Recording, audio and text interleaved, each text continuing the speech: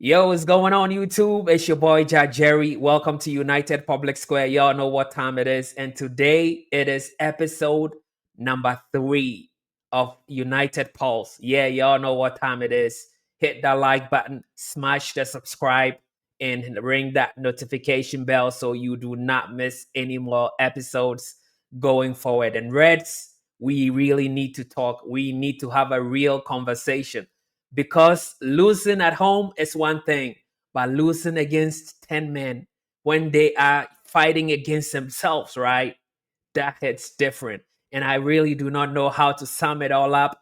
But after all, Amorim has been in the job for a whole year, right? And we do not have an identity. We still suffering identity crisis and all that. But hey, we are here to break it down. And JAH-Jerry is here with JAH-AI waiting in the wings. We are going to put it all together. Y'all know what time it is, man. Yesterday, right? It was really a whole different debacle. Calm heads is prevailing now. So today I'm coming delivering, with a really calm approach and all. But yesterday it was quite embarrassing. It was quite furious, and we were all angry collectively, globally, as a Manchester United fan base.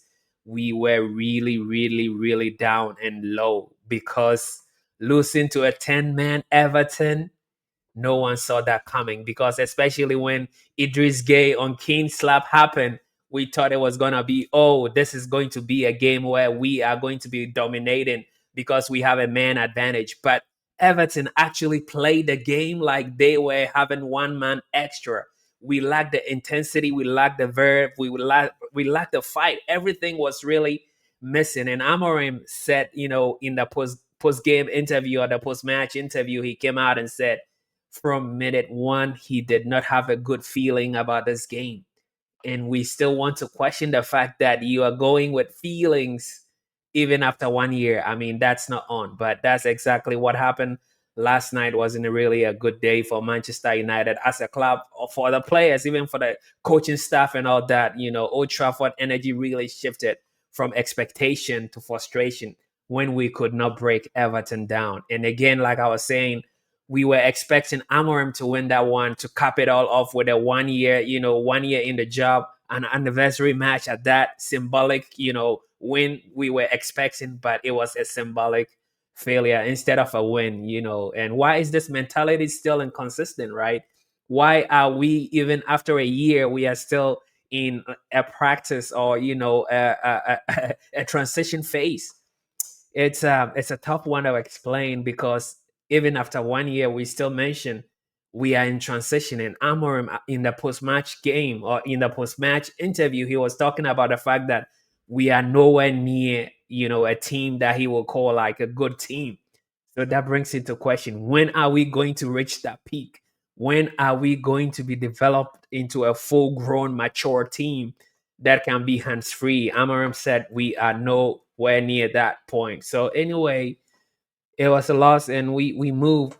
Our next game is against Crystal Palace, on Sunday this weekend, and we hope we get a reaction out of these players, because that's not gonna be fun going into that game and coming out with a 0 point. At least we have to get a point in that game, but we'll cross that bridge when we get there. But yesterday, the toothless attack was on full display. 70% possession, y'all, but no threat. I don't know, what was doing with the possession.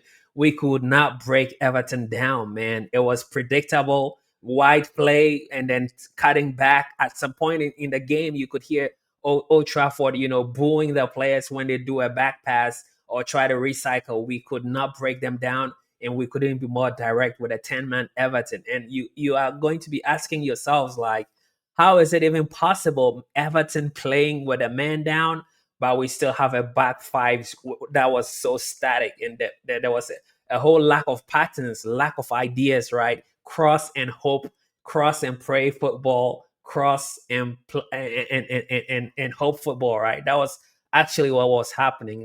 And again, Zirkzee, bro, he had so many good chances. He hit the target a couple of times, but I mean, Pickford was pulling out worldies and all. So Zirkzee was not able to convert any of his chances. I mean, big chances. The header that, as I mean, he could not convert, and then another shot he took, he wasn't able to convert. So at least I'm counting two missed big chances, right? And the static movement, it was hurting the system. And Zirkzee at times was so deep, even deeper than Bruno and deeper than Casemiro, and you'll be wondering, what is he doing that deep? We know he's already classified himself as a number 9.5, so he is not really the guy to lead the front. But that was his chance, right? With Cunha out of the game, and then also with what was his name? What's his face? With Sheshko out and Cunha out. Yesterday's game was a perfect audition for Cunha, but boy, did he fail his audition. Anyway, I mean, the goal we considered to Dewsbury-Hall, that was a weldy, y'all. That was a weldy. And again, the defending was lapsed, right?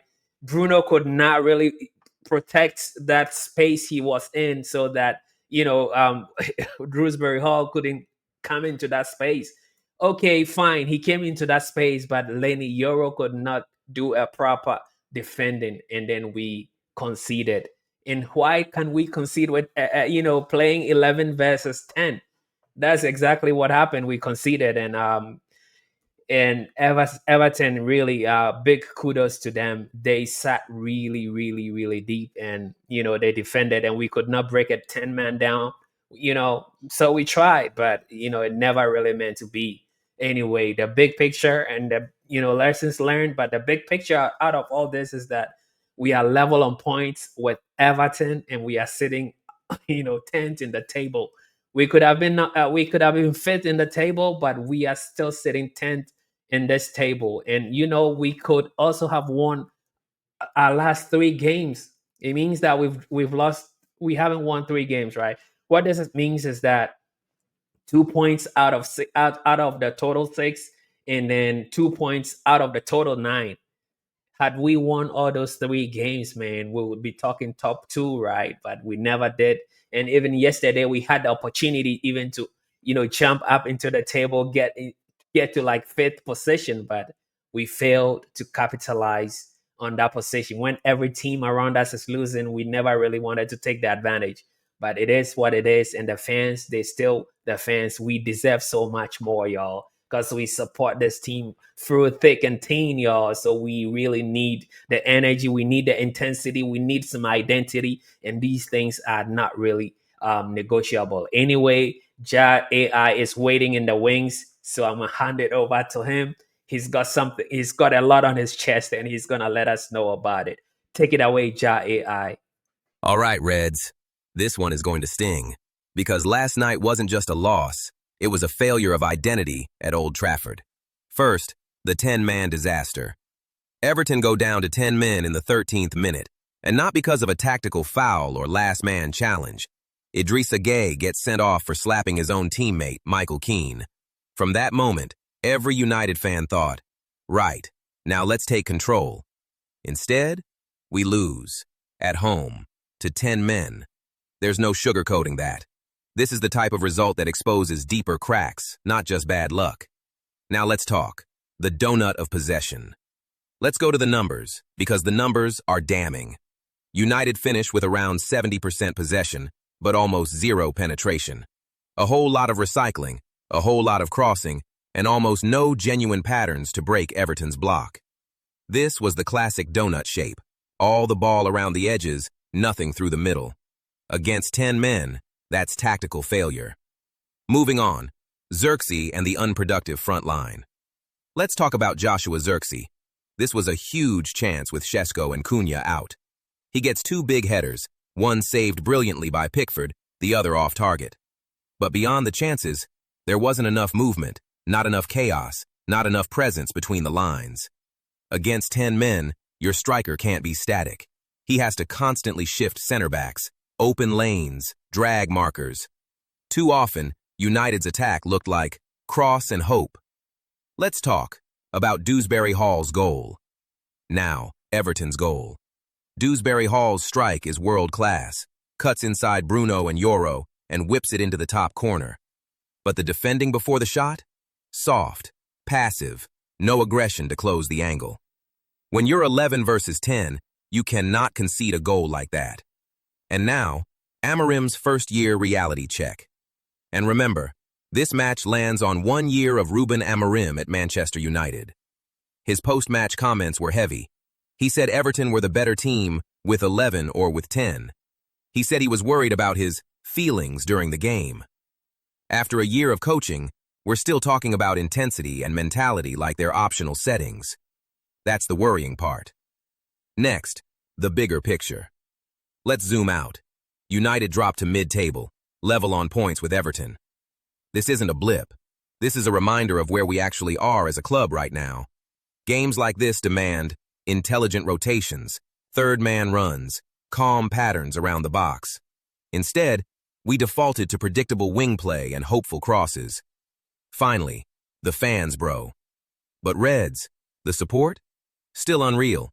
You show up, home and away. You sing, you hurt, you still tune in, even after nights like this. All you want is intensity, identity, a system you can believe in. In closing, so here's the question. Was it just a horrible night, or the sign that Amorim's United still lacks a real foundation? Drop your thoughts. Let's figure this out together. Back to you, JAH-Jerry. All right, JAH-AI, I appreciate you, bro. But yes, this loss really, really still hurts. And not because of the scoreline, but because of what it revealed.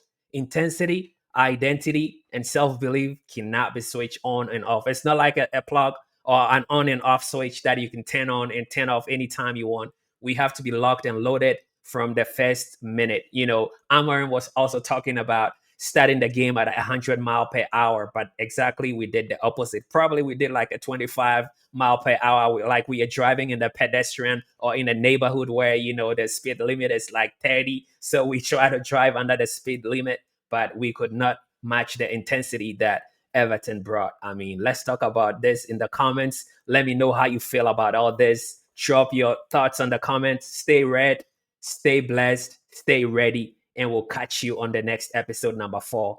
Until then, we out.